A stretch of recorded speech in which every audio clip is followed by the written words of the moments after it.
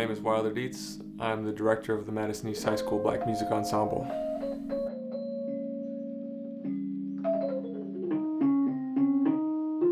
I learned music from my father from a young age. My dad is a singer-songwriter, and I grew up playing with him. When I got to the University of Wisconsin, I found out about this group called the Black Music Ensemble, run by a guy named Professor Richard Davis.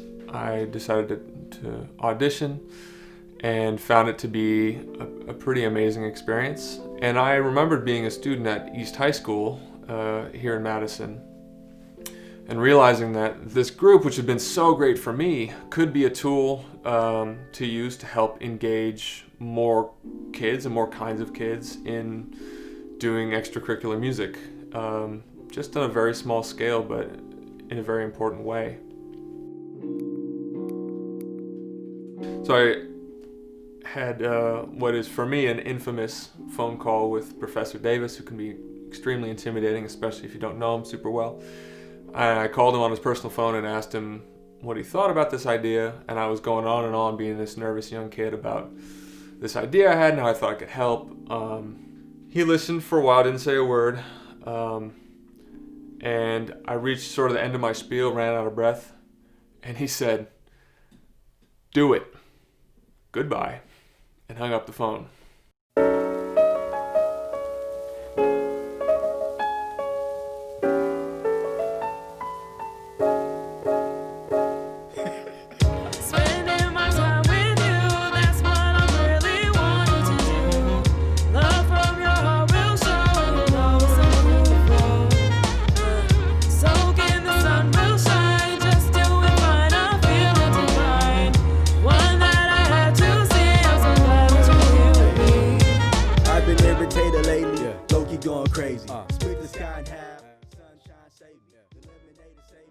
You have to be one unit. You want to be able to get into a headspace where you're totally comfortable, totally relaxed, totally secure. And for that to happen, you have to feel like your bandmates have your back and are working as one unit. That's how you get comfortable. That's how you get in the zone. 2, 3, and 4.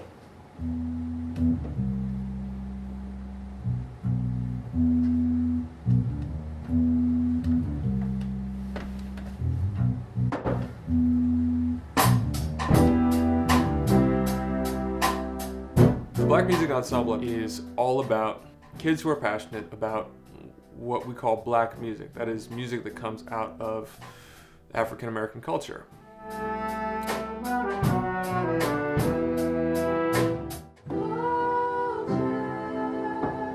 has a lot to do with the oral tradition. It has a lot to do with Professor Davis's legacy of toughness, of tough love, of giving sometimes harsh criticism to help impress upon the students the importance of the music that they're playing and the importance of dedication to it.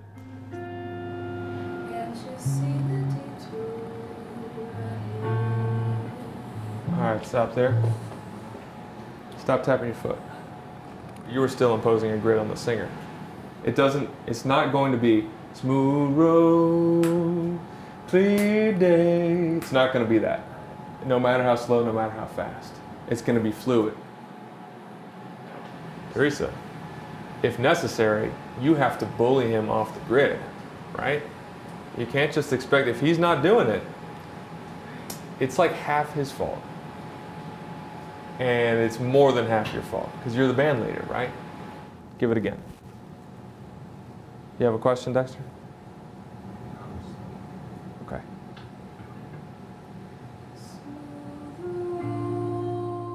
I think that Wilder's teaching style is beneficial, although it can be a pain. It is definitely beneficial because you kind of need that tough love from someone, with music. Because if you don't really, get that tough part, you can't really reach that part, of music that you can reach when somebody is really drilling you how Wilder drills you. So that's pretty. That's pretty. Let's hear again more from you. He's trying to get something out of us by playing this, hard-ass,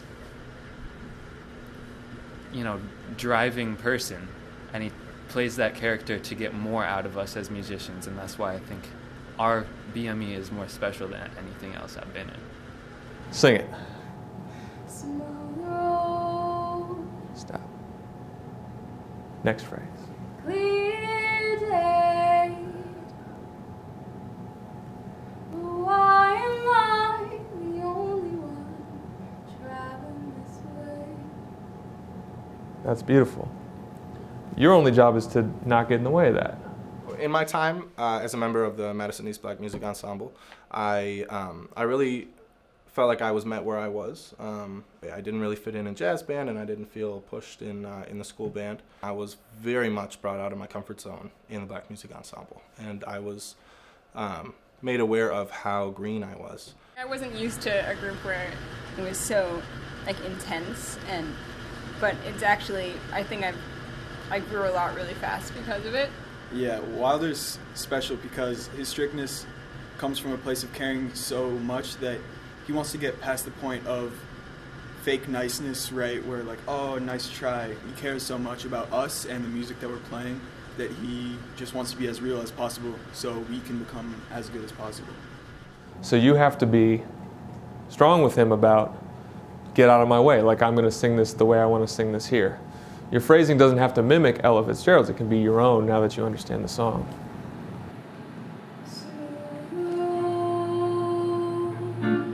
Clear day. All right, I trust that you'll have it ready for the performance next week. It needs work, but I believe it can get there. Cool. I'm gonna grab Richard's stuff.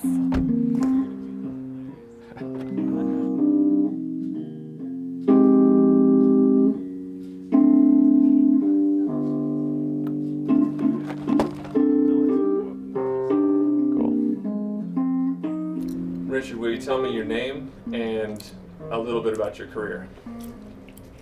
Richard Davis. The career spans from roughly 1945 to present. I played with countless musicians. It'd be better for you to name them, and I'll say yes or no. How about Eric Dolphy? Yes. How about Miles Davis? Yes. How about John Coltrane? Yes. How about Sarah Vaughan? 5 years. Can you talk about how you came to Madison? Yeah. On the plane. Madison called me and asked me to come teach. And when I got here, my way of disciplining was rather severe, strict. Yeah, you scare somebody into something, and you don't know whether they're gonna commit suicide that night or show up to class. I've never had one commit suicide. They show up to class. They get the point. In the Black culture, really, you kind of get that tough love from every aspect. Because that's just how I grew up. My mom was very tough. Like, I could tell she loved me, but she was very tough. Bringing it into jazz music, I just think that's just how people were raised and they grew up. So that's just what they knew how to do. And that's why it's so good. And it's one of the best, forms of music, is because that is just the roots of it, is toughness. Well, you showed me that, and I, with this high school group, I'm pretty tough on them. And not in 5 years have I had someone quit. That's it. That's it. The only failures are the ones who quit. What is it like having Wilder, who's a white guy, being a hard ass to you teaching a Black Music Ensemble course? The best way I can describe it is that I didn't really even notice. He represents and he appreciates like this music as much as anybody I would know, no matter their race, right? And so when he's helping me, right, when he's being strict with us, I don't even think, wow, this is a white person, right, trying to teach us Black music. It's just a passionate person trying to teach us his passion. How do you feel about me being a white kid asking to run the Black Music Ensemble? I feel no difference. Anybody can run a black music ensemble. It all comes from here. Not skin color. Everybody can do music, and everybody does do music. You know, there's not just one race that does a certain type of music. You can do music from any culture, any background, and it doesn't make you any, less of a person or less worthy to, do that type of music because of your skin color. Music is color, really.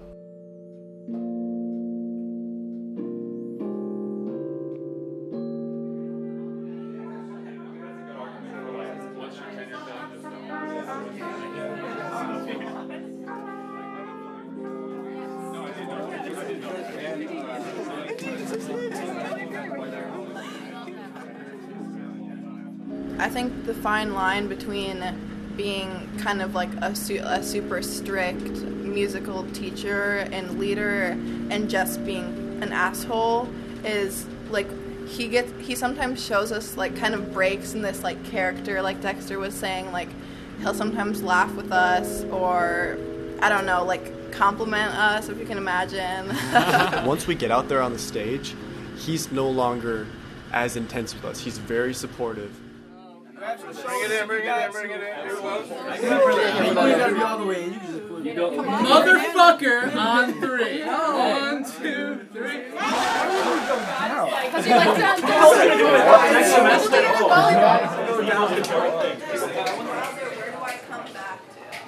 The seats.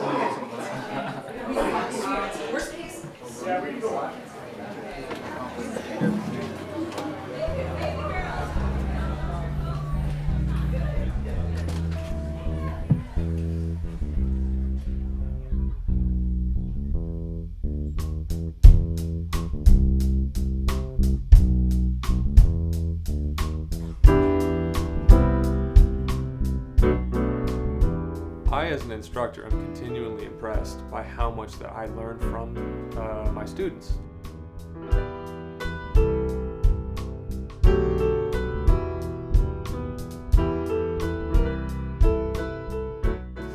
And it sometimes feels like I'm there just for my own education. I'm not so much a teacher as a student when I'm in that classroom, because the students I get to interact with are so thoughtful and deliberate in what they do and curious about the world and passionate about black music, that it's a continual inspiration to me in my own practice of music to be around those kids. Cultures, prison cells. Cultures, prison cells. Cultures, prison cells. Cultures.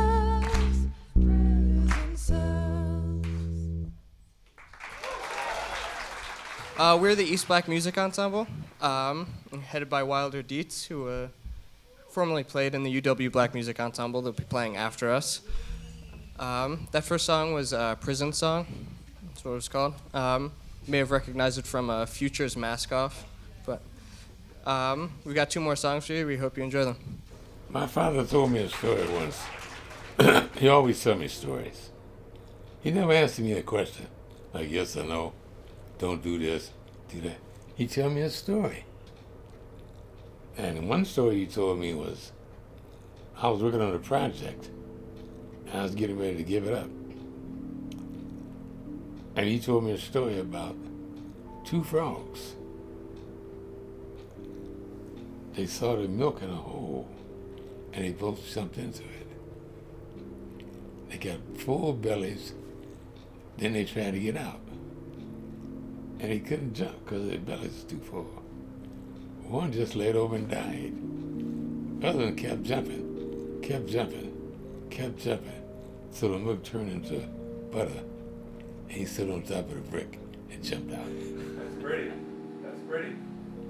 Frogs. He was trying to tell me, don't give up. Just keep jumping. Smooth road, clear day, but why am I the only one traveling this way?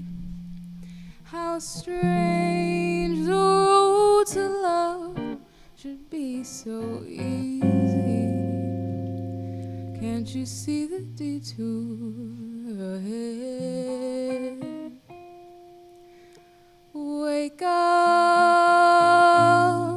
slow down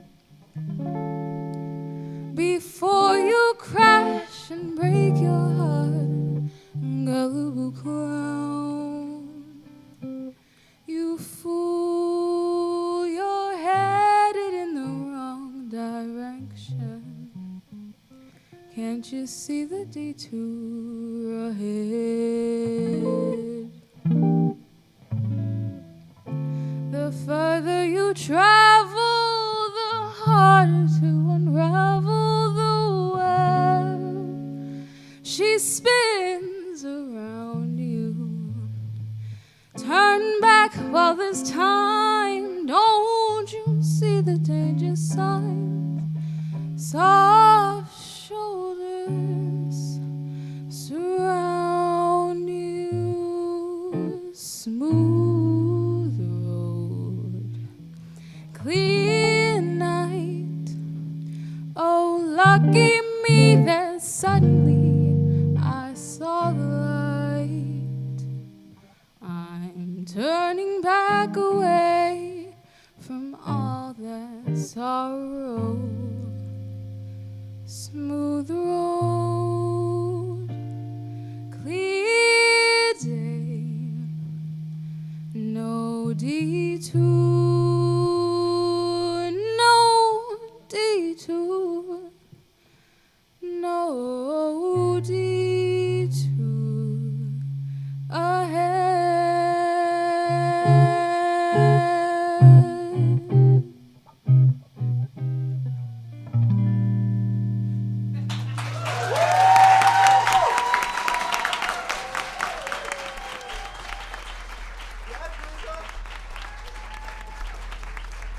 The way I see music, if they're good at doing what they're doing in the Black Music Ensemble, they can carry that through their whole life in any subject they want to choose.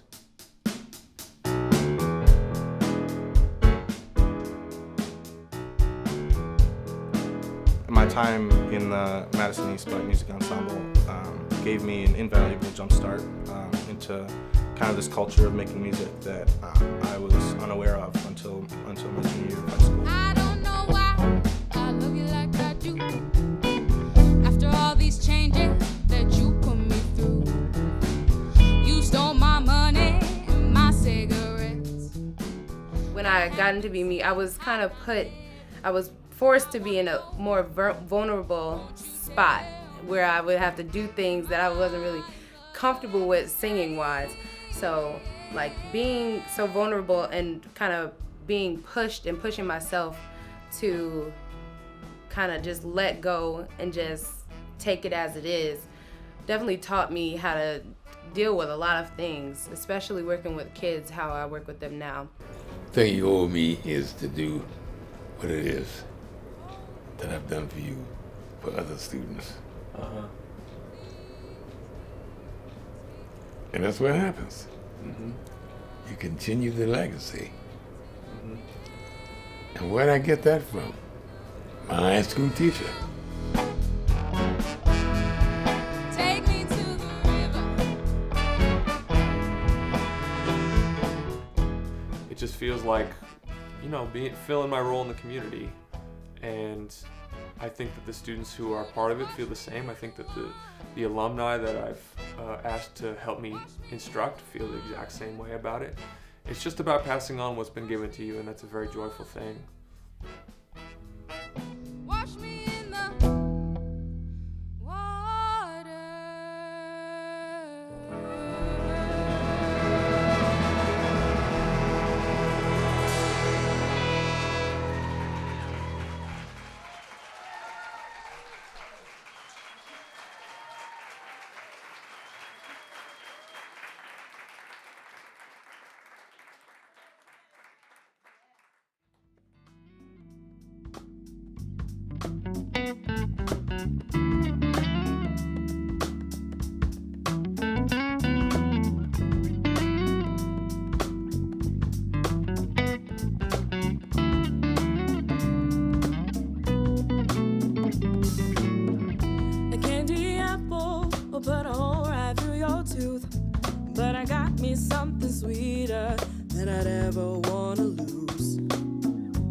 know some people have a lot of fancy stuff, but if you ain't got something real, then you'll never have enough.